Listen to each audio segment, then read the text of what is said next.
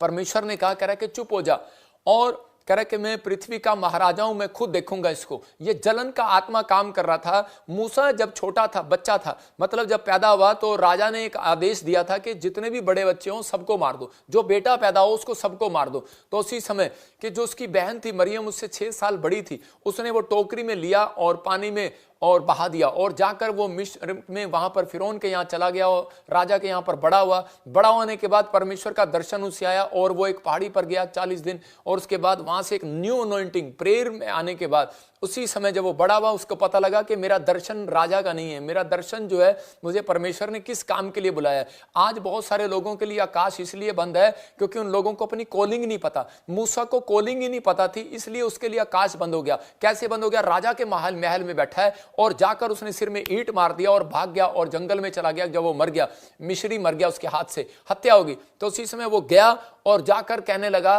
लगा कि परमेश्वर, कहता ये मेरे लिए आकाश बंद क्यों हुआ? लेकिन मैं कह रहा हूं उन लोगों के लिए आपको निराश होने की जरूरत नहीं है। मूसा को परमेश्वर ने कहा निराश होने की जरूरत नहीं है। अगर तेरे जीवन में परिस्थिति ना थी, अगर तेरे जीवन में दुख ना था, तो तेरे लिए कहता है कि परमेश्वर का आकाश कभी नहीं खुलने वाला था। तो उस समय व्यक्ति ने प्रार्थना किया, पश्चाताप किया और परमेश्वर के सामने गया, उपवास किया, और परमेश्वर ने उसके लिए आकाश खोलकर उससे बातें किया, अपना दिल खोलकर बातें किया, आसमान खोलकर बातें किया। और आज भी बहुत सारे लोग दुखी हो जाते हैं कि मेरी नौकरी क्यों चलेगी, मेरी सेवकाई क्यों चलेगी, मेरे घर पर आशीष क्यों नहीं है, मेरी ये ब्लेसिंग क्यों नहीं खुल रहा, मैं इससे बड़ा क्यों नहीं हो गया, ये कल का चेला, कल का बच्चा मेरे से आगे कैसे आ गया।